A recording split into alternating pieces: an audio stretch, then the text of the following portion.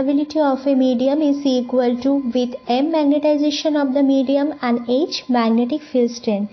Let us start. The magnetic flux density B is equal to mu naught H plus M, or we can write mu naught mu R H is equal to mu naught H plus M, or mu RH is equal to H plus M, or mu R minus 1 H is equal to M, or mu R equal to 1 plus M by H. So option A is right. Two long parallel conductors are placed 10 mm apart from each other, carrying a current of 150 ampere. What will be force per meter length of each one? So let us start. We know that the force per unit length between two conductors F by L is equal to mu naught I1 I2 by 2 pi d, where d is the distance and the value is 10 into 10 to the power minus 3 meter, and mu naught 4 pi 10 to the power minus 7 farad per meter, and current I1 is equal to I2 equal to 150 ampere. So F by L, now put this value 4 pi into 10 to the power minus 7 into 150 into 150 by 2 pi into 10 into 10 to the power minus 3. After computing this value, you get 0.45 N by M. So option A is correct. A coil of 360 turns is linked by a flux of 200 microweber. If the flux is reversed in 0.1 second, then find the EMF induced in the coil. So I can write the induced EMF equal to N d phi by dt. Given that the number of turns seen is equal to 360 and change in time dt equal to 0.01 second and magnetic flux 200 microweber. Since the flux is reversed, it changes from 200 microweber to minus 200 microweber, which is a change of 200 minus 200, that is 400 microweber. So change in magnetic flux d phi equal to 400 microweber. So the induced EMF equal to N d phi by dt. So you can write 360 into 400 into 10 to the power minus 6 divided by 0.01. After computing this value, you get 14.4 volt. So option C is correct. Next, magnetic flux will be if the surface area vector of a surface is perpendicular to the magnetic field. So let us start. We know that the magnetic flux is defined as the number of magnetic field lines passing through a closed surface. So flux can be expressed B a cos theta, where phi is the magnetic flux, B is the magnetic flux density, and A is the area, and where theta is the angle between the surface area vector of the surface and magnetic field, given that theta equal to 90 degree. So you can write phi equal to B a cos 90.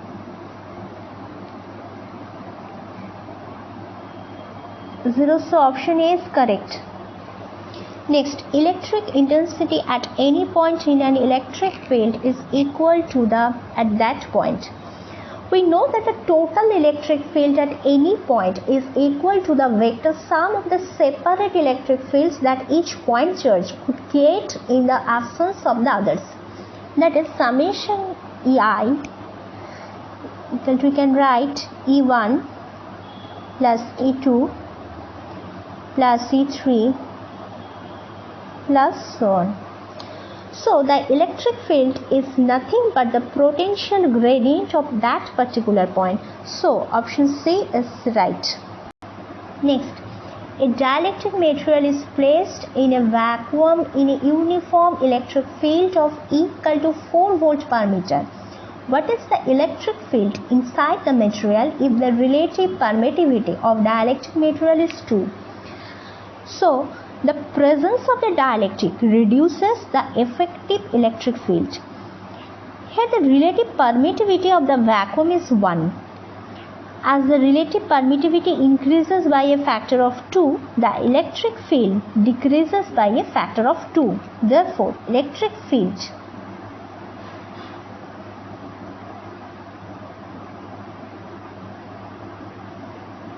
volt per meter. So option C is right. Next one. Which among the below mentioned operators is supposed to be 0 so as to justify the scalar field to be harmonic?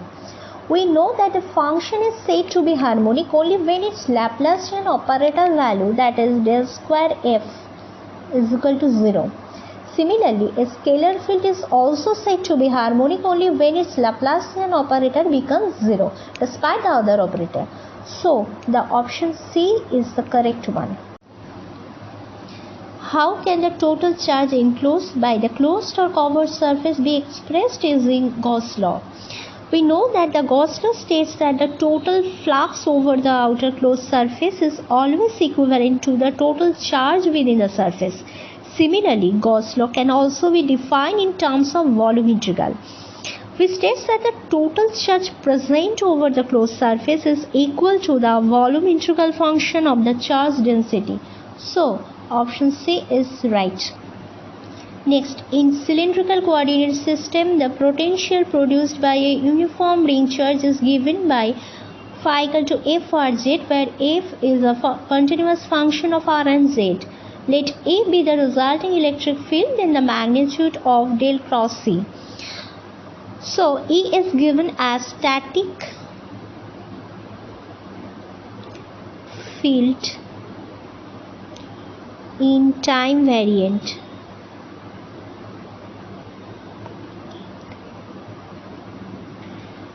So, del cross E equal to 0. So, option B is correct. Next, two electrodes whose cross-sectional view is shown in the figure. So, at point C, the electric field intensity is maximum, being closest to the other plate. So, option C is the correct one. Next, what is the divergence of the vector field?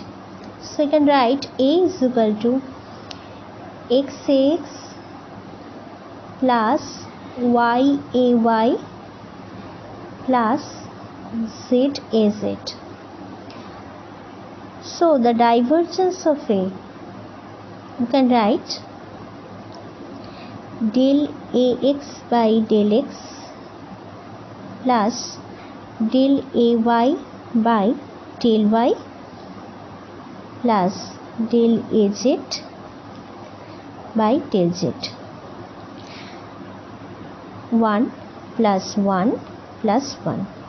Answer is 3. So, option D is the correct one. Option D.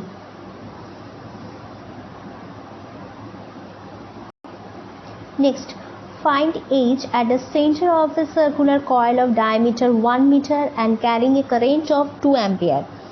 So, let us start the magnetic field intensity H of the circular coil. We write H equal to I by 2R, where I is the current flow through the coil and R is the radius of the circular coil. So, given that I equal to 2 ampere and diameter equal to 1 meter and radius R is equal to 0.5 meter. So magnetic field intensity H equal to I by 2R. So you can write 2 by 2 into 0.5. So you can write 2 ampere per meter. So option D is the right one. Next, a solid iron cylinder is placed in a region containing a uniform magnetic field such that the cylinder axis is parallel to the magnetic field direction. Now the magnetic field line inside the cylinder will, so we know that the flux always chooses less reluctance path. So flux try to flow inside the conductor and closer to the axis of the cylinder. So the option A is the right one, being closer to the cylinder axis. Next, consider the following statements. The force per unit length between two stationary parallel wires carrying currents A is inversely proportional to the separation of wires, B is proportional to the magnitude of each current, and C satisfy Newton's third law. We know that the two current carrying conductors attract each other when the current is in the same direction and repel each other when the currents are in opposite direction. Now the force per unit length on conductor we can write F by L is equal to mu naught by 2 pi I1 I2 by D. It satisfies Newton's third law. So option D is the correct one. Next, if a EM propagating in Z direction, then option B is the correct. Component of EM wave will not exist in Z direction. Next one, the function f x minus v naught t represent which of the following? We know that the f x minus v naught t represent the positive direction, while the f x plus v naught t represent a progressive wave in negative direction. So option B is the right one. A wave motion is forward direction. Next one, the velocity of electromagnetic wave in a good conductor is, we know that the V equal to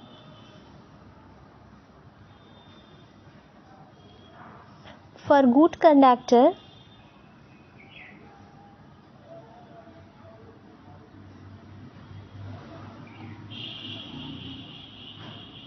so option C is the right one, very low. Next, Poynting vector is associated with which of the following? The option 1, power flow in electromagnetic, because P equal to E into H. So option A is the right one. Next one, consider a 300 ohm quarter-wave long at 1 GHz transmission line as shown in figure. It is connected to a 10 volt 50 Hz source at one end is left open circuited at the other end. The magnitude of the voltage at the open circuit end of the line is, no change in the voltage at the open end. It was same. So we can write VR is equal to 10 volt. So option A is the right one. For a 400 kHz transmission line having L equal to 0.5 and C equal to 0.08 and negligible R and G, the characteristic impedance will be, so you can write F equal to 400 kHz, L equal to 0.5 mH and C equal to 0.08 microfarad. So characteristic impedance Z equal to root over L by C. So we can write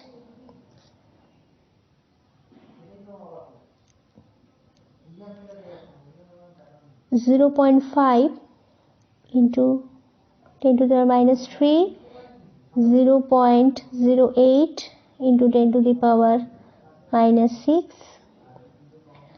So after computing this value, we get 79 ohm. So option D is correct one.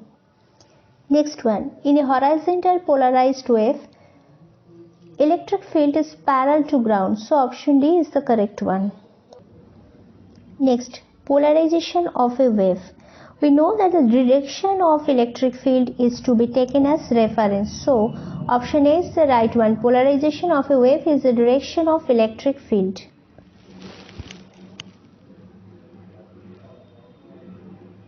Grad square vector scalar depend on direction or none. So option grad square scalar. So option B is correct. Pointing vector is the rate of energy flow having watt per meter square. So option A is correct one. Next, coaxial cables can be used for which frequency? 200 MHz. So option C is correct. Next, the characteristic impedance of a lossless transmission line Z equal to root over L by C. So option B is correct.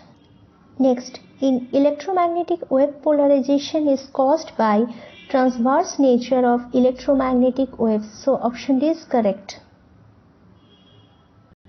Next, analysis of EM wave in waveguide based on field theory. So option B is right one.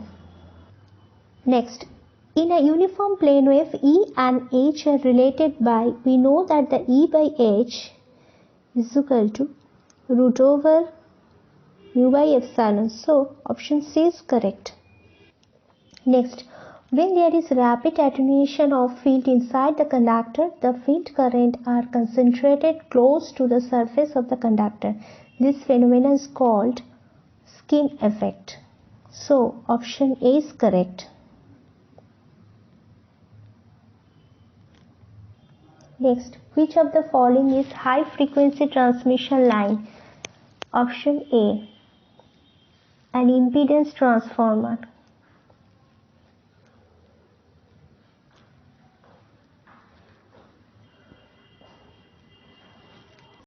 Next, for which the following statement does divergence theorem is applicable?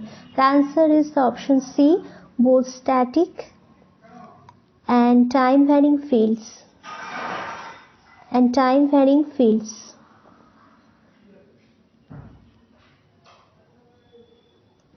Next, when an EM wave is incident on a dielectric, then it is partially transmitted and partially reflected. So option C is correct. When two vectors are perpendicular, we know that the dot product of two perpendicular vectors A dot B, we can write AB cos 90 degree is equal to 0. Thus the dot product is 0 and the vectors are perpendicular. So the option A is the right one. Next one, which of the following are not vector function in electromagnetics? Since all the coordinates in electromagnetic are space coordinate, direction and magnitude both are important. Thus all functions are vector only. So option D is the right option. There is no non-vector functions in electromagnetics. Next, if a transmission line with characteristic impedance Z1 is connected to a transmission line with characteristic impedance Z2, if the system is being driven by a generator connected to the first line, then the overall transmission coefficient will be, we can write 2Z1 by Z1 plus Z2. So option A is right one. Next, a hollow rectangular waveguide acts as a high pass filter. So option A is the right one. Next, a loop is rotating about y-axis in a magnetic field, then the voltage induced in the loop is due to a combination of motional and transformer EMF. So option C is the right one. Next, ZL equal to 200 ohm and it is desired that ZI equal to 50 ohm. The quarter wave transformer should have a characteristic impedance. We know that the characteristic impedance Z0 equal to ZI root ZI into ZL. So you can write 50 into 200. Answer is 100 ohm. So option A is the right one. For a distortionless line, the parameters are related as R by G is equal to L by C. So option A is the right one. Next, when a magnetic circuit is compared to an electric circuit, the equivalent of the magnetic flux is option C, the current in the lines. Next, transverse magnetic TM waves have electric field component E in the direction of propagation and no component of magnetic field H in this direction. So option D is the correct one. Waveguides are generally used above 1000 MHz. So option D is the right one. Next, the wave in waveguide has option D, larger wavelength than in the free space. Next, Maxwell's divergence equation for the magnetic field grad dot B equal to 0. So option A is the right one. Next, the unit is ampere per meter square. So option C is the right one. Next, when a current carrying conductor is brought into magnetic field, the force that moves the conductor depends upon the value of current. So option A is the right one. Next, the direction of vectors gives the direction of propagation of electromagnetic waves. Vector E cross H. So option A is the right one. Next, in waveguides, the existing waves are option D, all of the above. Next, Laplacian of a scalar function V is divergence of the gradient of V. So option D is the right one. The work done of vectors force F and distance D separated by angle theta can be calculated using. We know that the force is a vector quantity whereas distance is scalar. So work is defined as the product of force and distance, which is given by dot product. So option B is the right one. Next, the work electric field relation is given by, we know that the work done is given by W equal to minus Q integration E dot dl. Thus, it is line integral.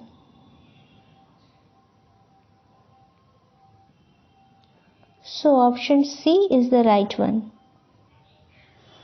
Next, we can write A dot B 4I plus 3J plus 5K into I minus 2J plus 2K.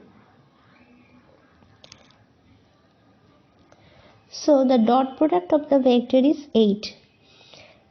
Now the angle of separation is A dot B. We can write AB cos theta or cos theta equal to 8 You can write A is equal to 7.07 into B is equal to 3. So you can write, after computing this value, so theta equal to cos inverse 0.377. After computing this value, you get theta is equal to 67.8. So option C is the right one. Convert the given rectangular coordinates A231 into corresponding cylindrical coordinates. So we can write rho equal to root over x square plus y square. So you can write root 13, so 3.61. Now phi equal to tan inverse y by x. After computing this value, get 56.31. Next, z equal to 1. So A, in cylindrical coordinate, we can write 3.61, 56.31 and 1. So option D is the right one. Next, example of spherical system in the following. From a point charge plus Q, the electric field spreads in all 360 degree. The calculation of electric field in this case will be spherical system. Thus it is charge in the space. So option A is the right one. Next, the Stokes theorem can be used to find which of the following. It states that the line integral of a function gives the surface area of the function enclosed by the given region. This is computed using the double integral of the curl of the function. So option A is the right one. Next, the energy stored in an inductor 2H and current 4A is. So from Stokes theorem, we can calculate energy stored in an inductor. So we can write E equal to 0.5 Li square. So put this value 0.5 into 2 into 4 square. 16 units. So option D is the correct one. Next, applications of Green's theorem is meant to be. Since Green's theorem converts line integral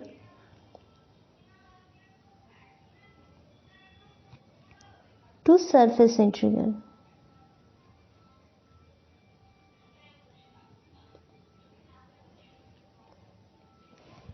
We get the value as two-dimensional. In other words, the function are variable with respect to x, y, which is two-dimensional.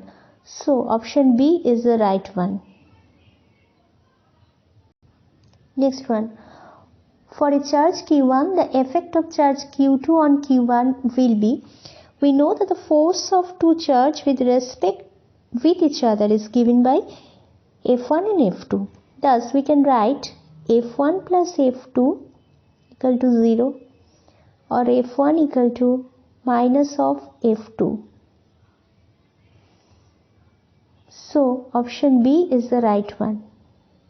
Next, the voltage at any point in an AC circuit will be, we know that in any AC circuit the voltage measured will not be exact maximum. In order to normalize, we assume the instantaneous voltage at any point be 70.7% of the peak value.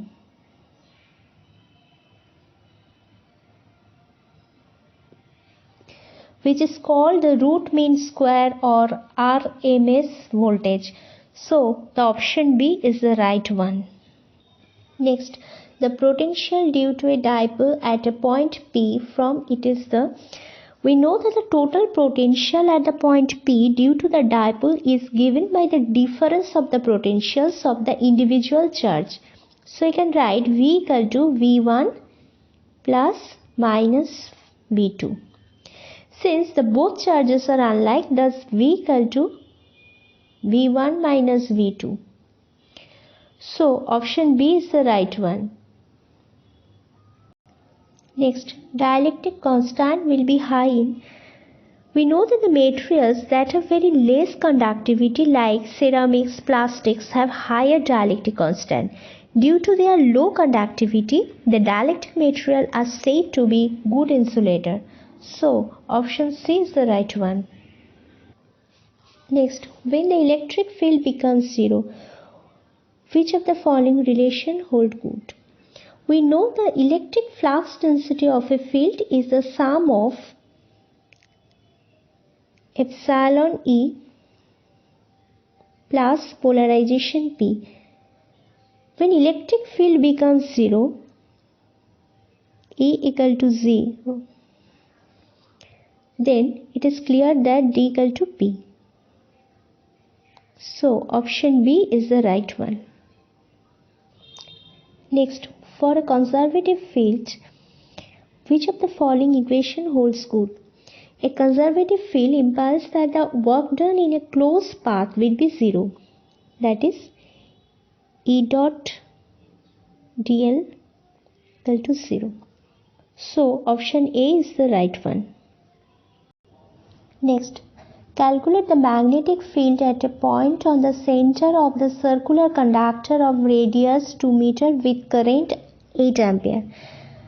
We know the magnetic field due to a point in the center of the circular conductor is given by H is equal to I by 2A, where I equal to 8 ampere, A is equal to 2 meter.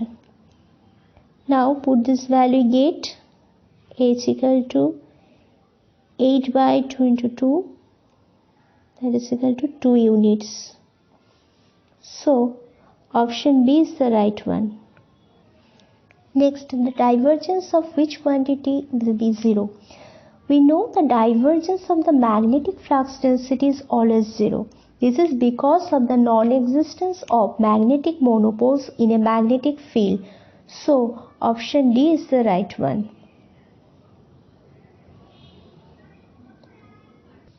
Next, the divergence of H. We know that the divergence of B is equal to 0. Also, B equal to mu H. So, divergence of H is 0. So, option D is the right one. Next, find the force that exists in an electromagnetic wave. In an electromagnetic wave, the force of the electric and magnetic field both coexist. This is given by F equal to QE plus Q V into B. It is called Lorentz force. So, option C is the correct one. Calculate the velocity of wave propagation in a conductor with frequency 5 into 10 to the power 8 rad per second and phase constant of 3 into 10 to the power 8 units. We know the velocity of wave propagation is the ratio of the frequency to the phase constant. That means V equal to, now we get this value, V equal to 5 by 3. So, the option C is the right one. Next, calculate the wavelength of the wave with phase constant of 3.14 units. The wavelength is the ratio of 2 pi to the phase constant. So, we can write beta phase constant equal to 3.14. So, lambda equal to 2 pi by beta, 2 pi by 3.14, 2 units. So option B is the right one. Next, in perfect conductors, the phase shift between the electric field and magnetic field will be, for perfect conductors, the electric and magnetic field E and H respectively vary by a phase of 45 degrees. This is due to the polarization phenomena in the conductors, unlike dielectrics.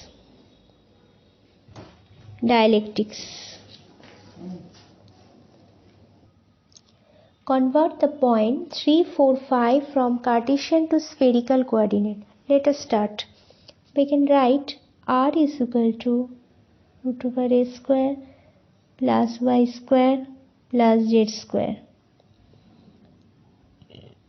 So we can write 3 square plus 4 square plus 5 square. Root 50, value 7.07. Next, theta equal to cos inverse z by r. So you can write cos inverse 5 root 2. After computing this value, get 45 degree. Next, phi is equal to tan inverse y by x. So you can write tan inverse 4 by 3. Right? 53 degree. So 7.07, 45 degree and 53 degree. Option A is the correct. Next, find the Cartesian coordinates of B 4, 25 degree, 120 degree. So you can write x is equal to r sin theta cos phi. Put this value 4 sin 25 degree cos 120 degree. After computing this value, get minus 0.845. Next, y is equal to r sin theta sin phi. Now put this value 4 sin 25 sin 120. After computing this value, get 1.462. Next, z is equal to r cos theta. So you can write 4 cos 25 degree. Value is 3.625. So the answer is 0.845 minus 0.845, 1.462 and 3.625. So option B is the right one.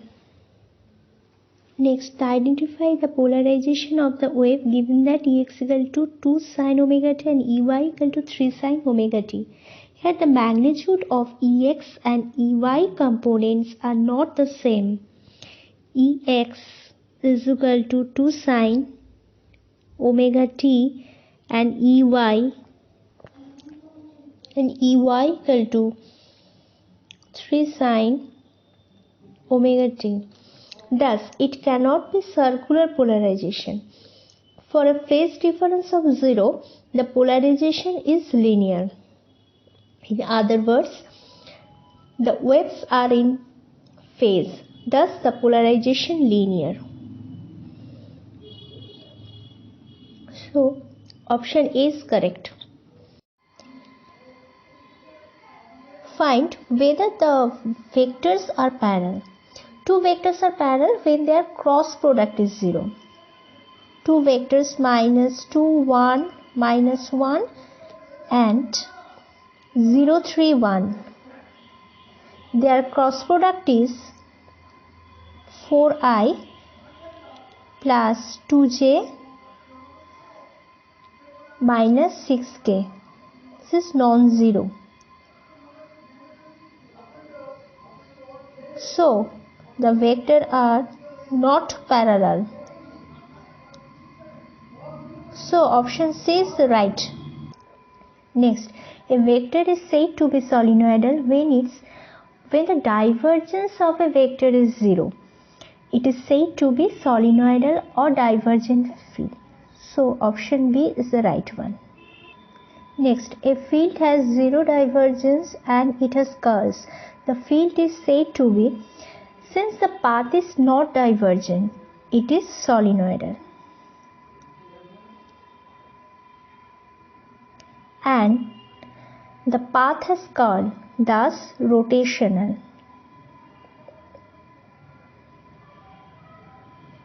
So, option B is the right one. Next, the cylindrical coordinate system is also referred to as the cylindrical coordinates. R, phi, z is also called circular system and is used for system with circular dimensions. So, option B is the right one. Next, the Coulomb law is an implication of which law? The Coulomb law can be formulated from the Gauss law using the divergence theorem. Thus, it is an implication of Gauss law. So, option B is the right one. For a non-zero Ex component and zero Ey component, the polarization is when the Ex is non-zero and Ey is 0, the polarization is parallel. The parallel polarization is classified under linear polarization type. So, option A is the right one.